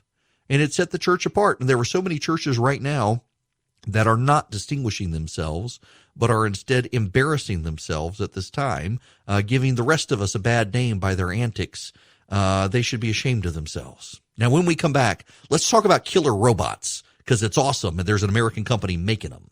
Welcome back. It is Eric Erickson here. The phone number, 877-97-ERIC, 877-973-7425. I've been telling you guys, I've been excited about talking to Morris Miller all week. Joining me by phone, the CEO of, is it pronounced Xenex, Morris? Xenex. It's not pronounced Excellent. How it's spelled. Well, listen, I was telling people earlier before he came on, I'm in Jimmy John's on Sunday, and the Secretary of Energy calls, and the thing that annoys me the most about him is, one, because he's right when he does it, but everything about Texas is greater than everywhere else on planet Earth, and he makes sure that I know that I should live in Texas. And he says, I got to tell you about this company. And starts telling me about what you guys are doing. And I'm like, well, I need to have Morris Miller on my show. So he connects me, and I am very intrigued with what you guys are doing. And I pulled up some of the clips from CNBC of you on recently, and I'm just thinking, man, this seems like a no-brainer. I've got one of those UV filters that just got installed in my house in the air conditioning system that kills viruses and bugs. And now you guys have a robot that does all sorts of awesome stuff for hospitals, and wanted to have you on to let you tell people about it.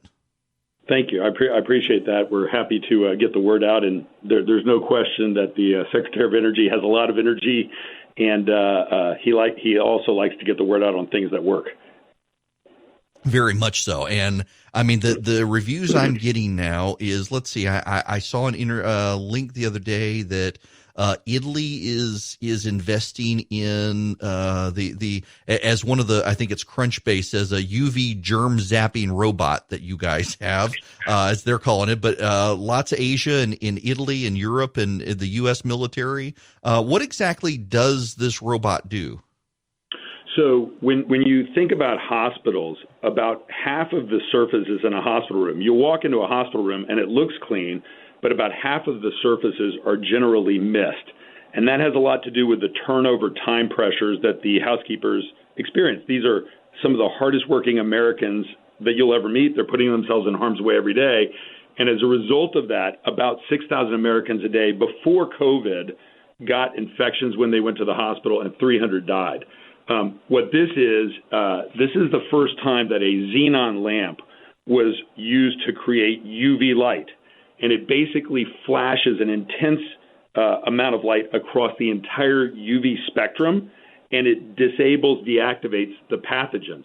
And it's very fast. So kind of the old mercury bulbs, they might run for 52 minutes in studies that they did, and they weren't effective. This works in 5 minutes. Everybody understands intensity of light because they've been outside on a summer day and gotten a sunburn. That's just ultraviolet light from the sun damaging the DNA of their skins.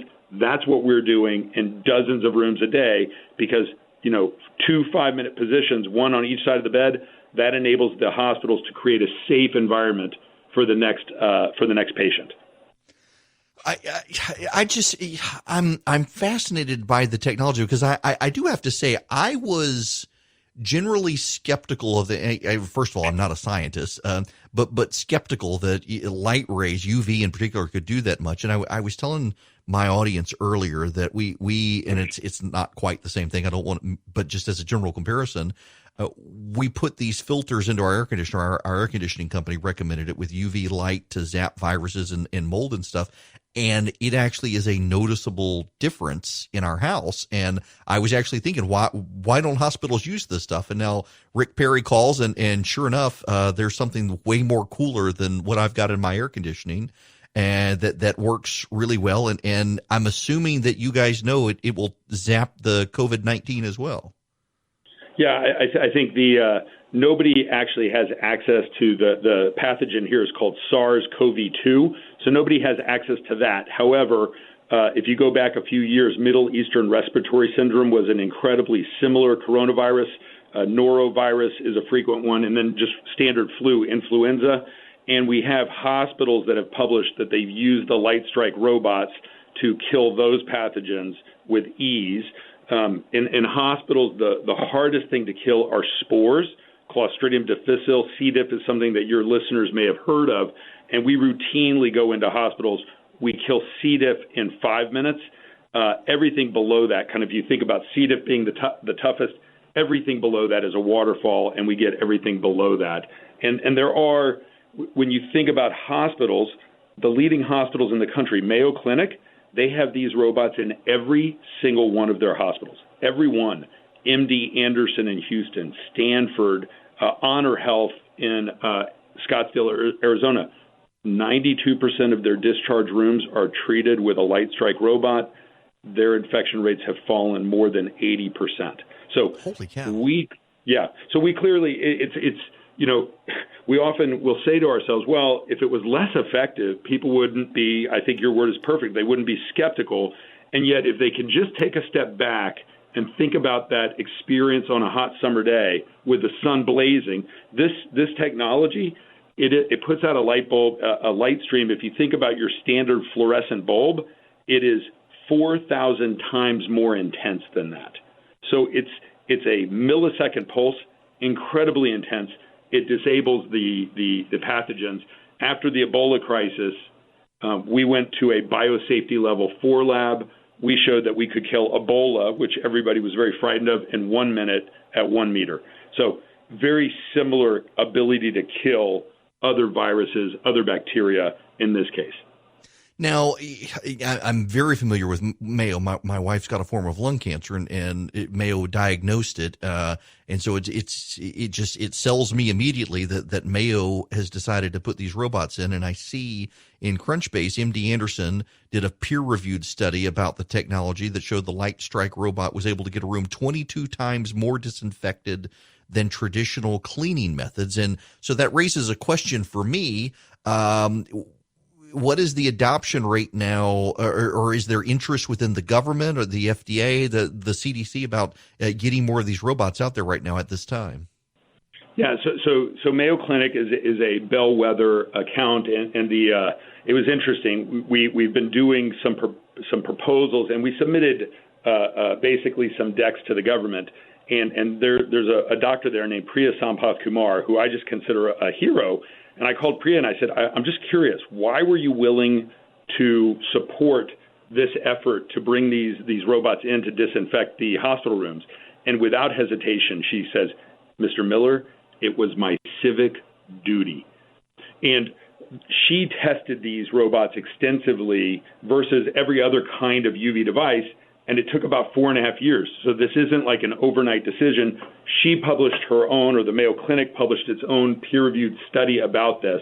And really, these are in way more than 500 hospitals worldwide. They're using them. And I think for the listener's point of view, the most interesting thing about the MD Anderson study to me was that in one arm of the study, they cleaned the rooms, and then they used Xenex, measuring how many pathogens there were after cleaning and then after Xenex, and it was 22 times better. And then even more interesting, they tested a number of rooms without doing any manual cleaning, and there was no statistically significant difference between whether they cleaned or not, other than that the rooms might have looked not as nice. So that's what really got us enthusiastic about the technology, because it turns out this pulsed xenon lamp within the system is so effective at disinfecting, it gets the job done. These housekeepers are given. Yeah, go ahead. Well, I'm impressed by the ingenuity of it to begin with, and then to know that they're actually out there. How long does it take to manufacture one of the robots? So, you have to go down your supply chain. So each subpart, the lift rails, the wheels, those all take, weeks or whatever. When we actually are assembling it, when you think about it like assembling a Toyota truck or something like that, it's probably less than, it's about 8 to 10 hours all in to actually assemble all the parts. But we've engineered all of the sub-assemblies to go together. So that has taken years to perfect, because these things get banged around in hospitals, and you want them to hold up and be reliable, and these are. Now, this is your dumb question of the day, but I know there are probably people who are asking it. I'm assuming you send the robot in, and you don't have a human being in the room while the robot's there, given the light. Right. What happens generally is the housekeepers go in. They'll place it in they'll clean the bathroom first. They'll place it in the bathroom and let it run for 5 minutes while they're cleaning the rest of the room. I mean, there's a lot of things to clean in the room. The sinks, the trash cans, the beds have to be turned over. There's usually cups left over. There's tons of stuff. So by the time they have the rest of the room clean, then they put it on the left side of the bed. They let it run for its 5-minute cycle while they take all the garbage out, and then they come back and they run it a third time, flipping remote controls, nurses' call buttons. And we're very prescriptive with the hospitals and other facilities. I mean, these are used in pharmaceutical manufacturing facilities, for example. This is how you run the robot to achieve the level of disinfection that's required to protect people or to protect the manufacturing space where they're going to make the drugs. So they place the machines in a pharma facility. It works exactly like you would think a robot, where it can move itself around back and forth, really almost like an automatic lawnmower. In the healthcare facility, because we want them opening drawers, closing drawers, opening curtains, cabinets, there we have to manually place them, because it turns out that's a lot faster than automated movement, because automated movement relies on radar, LiDAR, all of these things. It would probably take another 20 minutes. It would be very cool, but it's not practical in a hospital. Right. Listen, I appreciate you taking the time. I know you're busy, and the profile of this, I've seen you on CNBC of late and all these other things, and wanted to thank you for stopping by just to talk about this, because I read the articles after Rick called, and I was like, man, I can't believe I hadn't heard of this, one, and two, it's such a really cool concept that this is out there. And I knew about the mercury lamps, by the way, and one, it's mercury, and two, that it takes forever, and that you guys have been able to do this with a pulsing light, that the ramp up time is nothing, particularly compared to the mercury lights. Just, genius innovation. Yeah, the company was founded by two Johns Hopkins PhD epidemiologists, Mark Stibick, Julie Stachowiak, married couple dedicated to reducing the infections. And look, I'm grateful to be able to share this with you and your listeners, because this is a time when the government has a tremendous opportunity to step forward and say, you know what? It's been proven in hundreds and hundreds of hospitals. We need to get these everywhere to protect the U.S. population. So thank you. Sincerely, thank you. Absolutely. Morris Miller, thank you so much for doing this. The robot is the Light Strike robot. The company is Xenex, Xenex. Light Strike is the robot. And again, I literally was in Jimmy John's on Sunday picking up lunch, and the phone rang. And this is a Texas company. If I dearly love the Perrys, they are just some of the finest people to walk planet Earth. And I mean that very seriously. They're wonderful people. And you could hear the excitement in the secretary's voice over this company. Part of that I know is because it's a Texas company. And this man has been lobbying me to move to Texas for years. And at some point, I'm probably going to wind up taking him up on it. I love Georgia, y'all, but I mean, Texas, come on. I need good Tex-Mex right now. And my local Tex-Mex place just closed down because of this virus. So I got to be in Texas. But nonetheless, and then I started researching this, and this really is a fantastic thing. Let me just read you this real quick. So this is from Crunchbase.com. Xenex robots have been deployed in more than 500 hospitals worldwide, including the University of Texas MD Anderson Cancer Center, the Mayo Clinic Health System, Stanford, 55 Veterans Affairs facilities, 10 Department of Defense healthcare facilities. Its robots are in the UK, Europe, South America, Asia, the Middle East, and Africa. The numbers are increasing daily. The robots are now also used in other healthcare facilities, such as surgery centers and skilled nursing facilities, as well as pharmaceutical clean rooms, a Los Angeles Police Department station, and a Westin Hotel in Houston. The robot is the only pulsed xenon UV device of its kind. While dozens of other companies manufacture mercury UV devices, the robot works significantly faster and more efficiently than other disinfecting methods. And the high-intensity pulse xenon UV, by the way, that's environmentally friendly. It is effective, and 5 minutes can deactivate viruses and bacteria in a room. This is American innovation at its best, at its finest. We have this company in the United States, and given the virus situation in this country, it probably the government should, there actually is, you've got there's a Toyota facility, I think, down in San Antonio that can't run its assembly line right now. We should be letting this company in there and ramp up the speed of producing these robots, get them out there in the public, and get all the hospitals disinfected. What a great, marvelous technology. And it's an American company doing it, and the country should be proud to have them. Well, so it wasn't an ad when I told you earlier, but the folks at First Liberty have reached out and said, we should come back and start advertising. So I guess it is kind of an ad now. But in all seriousness, if you are a small business and you need to apply for a loan to meet your payroll obligations for the next couple of months, seriously, my friends at First Liberty of Georgia, they're building a loan. They make their own lending decisions, and they can actually help you get these government stimulus package loans to meet your payroll. And remember, if you keep your payroll, you don't lay people off, it becomes a grant.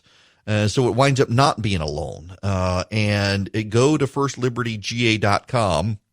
If you want all the stimulus information, the U.S. Chamber of Commerce actually has a very good guide that breaks it down for you and explains how this works. And I put all this together, and there's a link to First Liberty as well. Text data to 33777. Text data to 33777, and I will send you back a link. And when you click the link, it opens a web page, and at the very top, there is a link to First Liberty. And below it, there is all the data on the viral spread and the projections from IHME that the White House uses. And below that, there's a section on the stimulus, and it has a primer from I'm sorry, if you're in law school, you say it's a primer. That's a primer from the Chamber of Commerce that explains how your small business can benefit from the stimulus package by getting low interest to no interest loans that convert to grants if you maintain your payroll over time. You can read all that from the Chamber of Commerce. You can go to First Liberty. Again, they help you, whether you're listening in Georgia or California or Hawaii or Alaska, doesn't matter. Regardless of where you are in the nation, they can help you get access to these loans. And now, this wasn't an ad earlier. I just like them. They're great people. But now apparently it is an ad now because they've decided they would like to start advertising again. But just go to firstlibertyga.com. If you text data to 33777, you will be able to see all those links. And there is a link to First Liberty.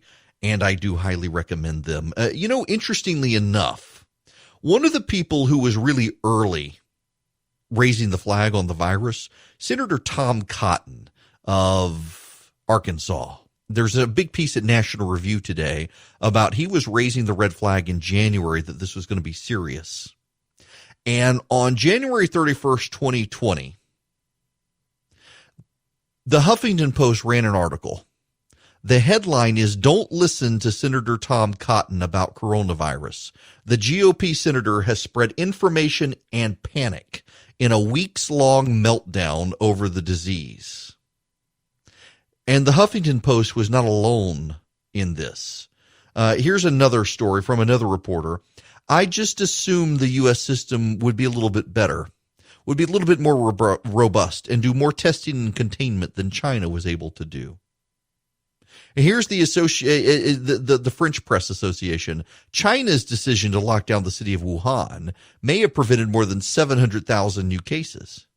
Or Politico, "Coronavirus quarantine travel ban could backfire, experts fear.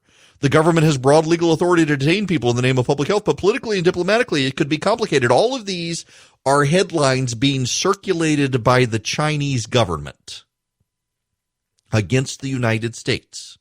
The Chinese government is now using American media outlet headlines from January and February around the world to blame the United States for the spread of the virus. Did you know that in Indonesia there have been riots outside the American embassy because in Indonesia the Chinese have been running a paid propaganda campaign blaming the United States for the spread of the virus? There actually are riots in Indonesia because of this. And the American media won't report it. They don't want to cover it. They don't want to delve into it, and they want to dismiss it. And do you know why? With the exception of Fox News now, every single major news outlet in this country is owned by a major corporation that has a film studio. And that film studio needs access to China for the box office. So you have news outlets like CNN, where Fox News should probably get a restraining order against Brian Stelter at CNN's reliable sources because dude is obsessed with Fox.